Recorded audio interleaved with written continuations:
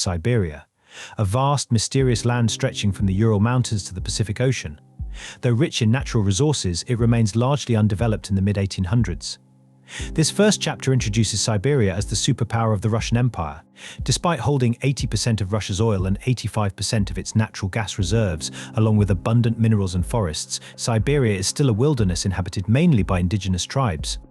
As industrialization takes hold in the West, Siberia's importance grows. The Western Pacific is becoming the world's political center of gravity.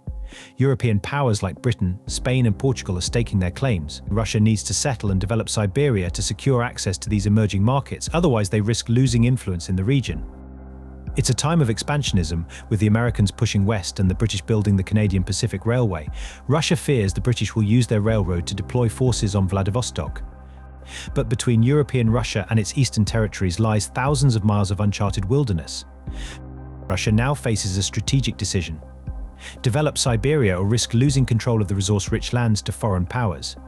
Conquering this expansive wilderness will require a monumental feat of engineering, the Trans-Siberian Railroad. This chapter sets the stage for Russia's ambitious push eastward. Next, we'll look at the challenges they faced in settling this new frontier. Siberia in the mid-1800s remains a frontier. Much of this vast region is still unmapped and ungoverned.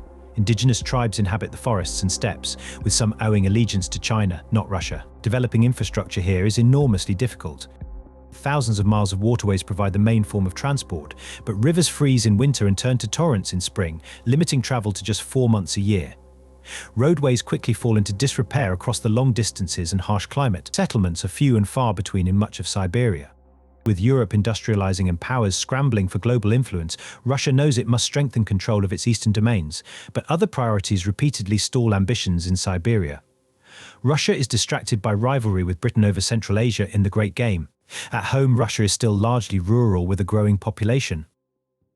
There are also threats on the border with China. Troops stationed in Siberia depend on grain shipments and can't mobilize quickly over the poor roads. If China attacked during the spring Rasputitsa, Russian reinforcements could take months to arrive. Russia's ministers feud over how to develop the east. Proposed routes for a railroad meet resistance. Local leaders lobby for lines through their own provinces.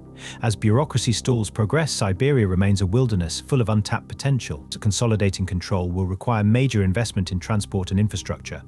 Russia is running out of time to secure its hold on the resource riches of the east.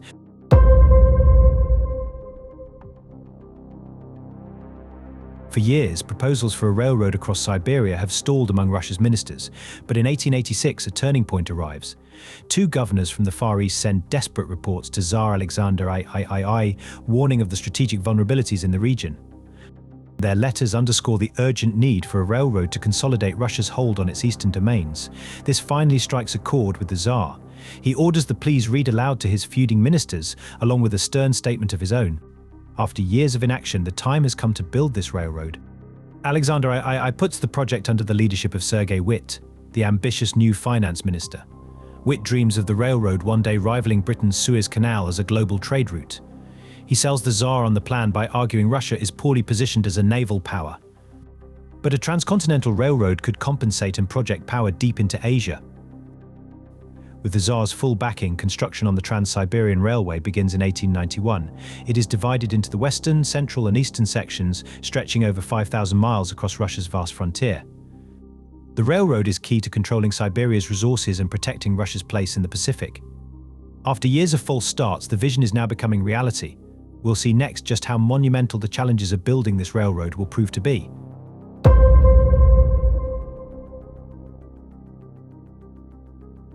In 1891, construction begins on the epic Trans-Siberian Railway, crossing thousands of miles of remote wilderness to link the Russian Empire from east to west. Engineers face a monumental challenge, building rail lines through areas barely charted with extreme climates and terrain. Vast amounts of iron and steel will be required for rails and bridges, but Siberia's fledgling iron industry proves incapable of meeting demand. Most materials must be transported thousands of miles from the Urals, Britain, and even the United States. Tens of thousands of laborers deploy across the route, facing grueling conditions.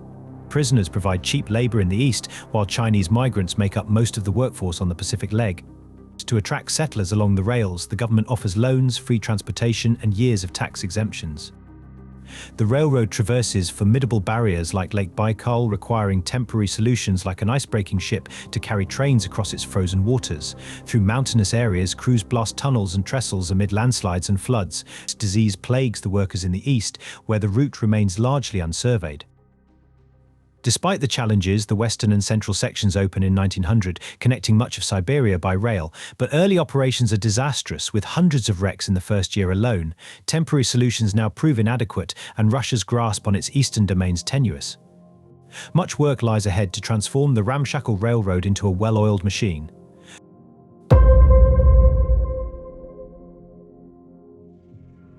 In 1900, the Trans-Siberian Railway opens for operation after 9 years of construction, but celebrations are short-lived as the railroad gets off to a disastrous start. In the first year alone, there are over 900 train wrecks, causing many injuries and deaths. The track quality proves extremely poor, forcing passenger trains to crawl at just 13 miles per hour to avoid derailments. Capacity is a fraction of what is needed, with only 6 trains per day between stations. The railroad faces its first major test during the Boxer Rebellion in China. Despite sections of track washing away, Russia transports 120,000 troops to suppress the uprising and secure control over the Manchurian leg. But the weaknesses of the railway are exposed. These problems are magnified when the Russo-Japanese War breaks out in 1904. With Lake Baikal still frozen, troops are stuck until a temporary track can be laid across the ice, delaying mobilization. During the war, over 40 locomotives are wrecked just getting to the front. Russia eventually loses Manchuria and is forced to reroute the Trans-Siberian completely through its own territory. A massive rebuilding program commences. Single tracks are doubled, bridges reinforced, and the line is straightened and upgraded. Despite its flaws, the railroad transforms Siberia, allowing exploitation of natural resources and settlement of millions along its route. But tensions simmer as China and Japan watch Siberia's development warily. The railroad proves vital to Russia's ambitions, yet still vulnerable to the forces of politics and war.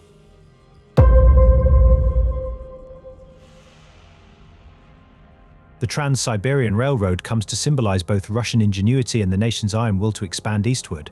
Though plagued by construction disasters and wartime setbacks, the railway transforms the economy and demographics of Siberia. From just 4.6 million inhabitants in 1897, Siberia's population swells to 7.6 million by 1914. The railroad opens the door to development of the region's abundant natural resources, fueling industrialization. It consolidates Russia's control over its vast eastern domains. The Trans-Siberian highlights Russia's engineering feats, having been constructed at a blistering pace of 460 miles per year. Tunnels and bridges traverse formidable mountain barriers, while sections of track grip the frozen surface of Lake Baikal itself. Yet the railroad also reveals the Russian bureaucracy's weaknesses, with corruption and inefficiency hampering the project. Shoddy construction led to a perilous start, requiring major rebuilding to transform the single-track line into a modern artery for trade and military transport. The legacy of the Trans-Siberian Railroad lives on today as trains continue to connect Russians from Moscow to Vladivostok over 6,000 miles of track. It remains a vital trade link binding Siberia's resources to global markets. This iron spine through the Siberian wilderness symbolizes Russia's enduring quest to bridge its European roots with its Asian destiny.